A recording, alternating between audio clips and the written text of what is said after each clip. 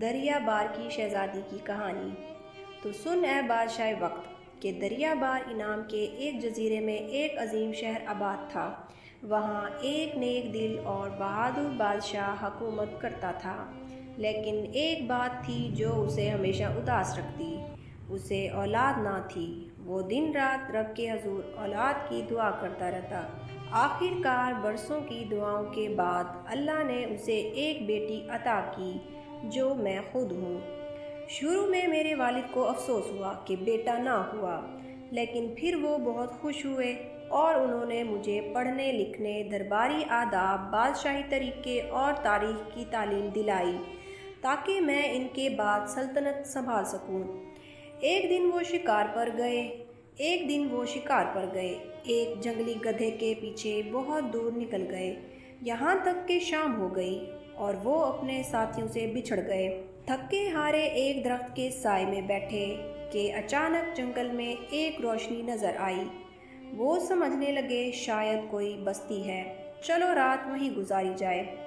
جب وہ اس روشنی کے قریب پہنچے تو دیکھا کہ یہ ایک چھوٹی سی جھونپڑی ہے، اور اندر کا منظر دیکھ کر وہ حیران رہ گئے۔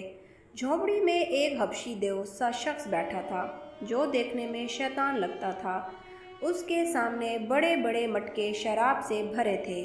کونے میں ایک خوبصورت عورت بندھی بیٹھی تھی اور اس کے قدموں میں ایک چھوٹا بچہ رو رہا تھا۔ میرے والد کا دل دکھ سے بھر گیا۔ وہ اس حبشی کو مار ڈالنے کا ارادہ رکھتے تھے، مگر طاقت نہ ہونے کے سبب چھپ کر سب دیکھتے رہے۔ اسی وقت حبشی اس خاتون سے بولا، اے حسین شہزادی، کب تک مجھ سے دور رہو گی؟ دیکھو، میں تمہارے عشق میں پاگل ہو چکا ہوں، تم بھی مجھ سے محبت کرو تاکہ میں تمہارے لیے دنیا کا سب سے مہربان انسان بن جاؤں۔ وہ عورت چیخی، اے جنگل کے شیطان، کبھی نہیں، میں کبھی بھی تمہاری ہوس کا نشانہ نہیں بنوں گی، مار ڈال، لیکن میں کبھی خود کو تیرے حوالے کروں گی ہی نہیں۔ یہ سن کر حبشی غضبناک ہوا۔ اس نے ایک ہاتھ سے عورت کو پکڑا اور دوسرے ہاتھ سے تلوار نکال کر اس کا سر کاٹنے کو تھا کہ میرے والد نے تیر چلایا جو سیدھا اس کے دل میں لگا اور اس کا سینہ چیرتا ہوا پیچھے نکل گیا۔ وہ زمین پر گرا اور فوراً مر گیا۔ میرے والد نے جھونپڑی میں داخل ہو کر اس عورت کی رسی کھولی اور پوچھا، اے محترمہ، تم کون ہو اور یہاں کیسے آئی؟ وہ خاتون بولی، میں سمندر کنارے ایک عرب قبیلے کی شہزادی ہوں، زبردستی میری شادی ان کے سردار سے کر دی گئی۔ یہ حبشی اس کا قریبی ساتھی تھا اور مجھ پر فرفتہ ہو گیا۔ ایک دن جب میرے شوہر کہیں باہر گئے ہوئے تھے، یہ مجھے اور میرے بچوں کو اٹھا کر اس ویران جنگل میں لے آیا۔ ہر دن یہ مجھ پر ظلم کرنے کی کوشش کرتا، لیکن اللہ کے کرم سے بچتی رہی۔ آج جب میں نے پھر انکار کیا تو اس نے مجھے قتل کرنے کا فیصلہ کیا، اور وہی وقت تھا جب آپ آئے اور مجھے بچا لیا۔ میرے والد نے اسے تسلی دی، اے شہزادی، صبح ہوتے ہی میں تمہیں اپنے شہر دریا بار لے جاؤں گا۔ اگر تم وہاں سکون محسوس کرو تو وہیں قیام کرنا، اور اگر تمہارا شوہر آیا تو تمہیں لوٹا دیا جائے گا۔ شہزادی نے خوشی سے کہا، اے بادشاہ سلامت، مجھے یہ تجویز قبول ہے۔ صبح سویرے میرے والد شہزادی اور بچہ لے کر روانہ ہوئے۔ تھوڑی دور گئے تھے کہ ان کی درباری جو رات بھر بادشاہ کو تلاش کر رہے تھے مل گئے۔ سب کو اپنے بادشاہ کو صحیح سلامت دیکھ کر بڑی خوشی ہوئی، لیکن ساتھ ہی وہ اس حسین شہزادی کو دیکھ کر حیران ہو گئے۔ اور جب بادشاہ نے پوری داستان سنائی تو سب بہت متاثر ہوئے۔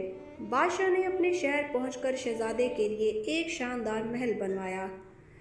بچہ بھی محفوظ رہا اور اسے اعلیٰ تعلیم دی گئی۔ کچھ مہینے گزرے لیکن شہزادی کے شوہر کی کوئی خبر نہ آئی، تو اس نے میرے والد کی محبت قبول کر لی اور ان دونوں کی شادی ہو گئی۔ وقت گزرا، وہ بچہ جوان ہوا، خوبصورت، سمجھدار اور شہزادوں جیسا پرکشش نوجوان بنا۔ سب اسے پسند کرتے اور چاہتے کہ بادشاہ کی بیٹی سے شادی ہو اور وہی بادشاہ کا وارث بنے۔ یہ بات میرے والد کو بھی پسند آئی اور انہوں نے فیصلہ کیا کہ میری شادی اس نوجوان سے کر دی جائے۔ لیکن اس فیصلے سے پہلے میرے والد نے اس نوجوان کے سامنے ایک شرط رکھی، تم میری بیٹی کے ساتھ شادی کرو گے لیکن پھر کسی اور سے نکاح نہ کرو گے۔ یہ شرط سن کر وہ نوجوان جو اندر سے غرور میں مبتلا تھا اور خود کو معمولی سمجھنے پر راضی نہ تھا، ناراض ہو گیا اور شادی سے انکار کر دیا۔ اور خود کو معمولی سمجھنے پر راضی نہ تھا، ناراض ہو گیا اور شادی سے انکار کر دیا۔ شہزادی نے خدا داد کو اپنی بات جاری رکھتے ہوئے کہا، میری اور اس شہزادی کی شادی کا ارادہ ملتوی ہو گیا۔ اور یہ تاخیر اس مغرور نوجوان کو بہت بری لگی۔ وہ سمجھنے لگا کہ میرے والد اس کے دشمن ہیں۔ اس کے دل میں حسد اور غصہ بڑھتا گیا، یہاں تک کہ ایک دن اس نے میرے باپ کو قتل کر دیا اور خود کو دریا بار کا بادشاہ بنا لیا۔ پھر وہ میرے کمرے میں مجھے مارنے بھی آیا، لیکن ہمارے وفادار وزیر کو جیسے ہی بادشاہ کی موت کی خبر ملی، وہ فوراً مجھے لے کر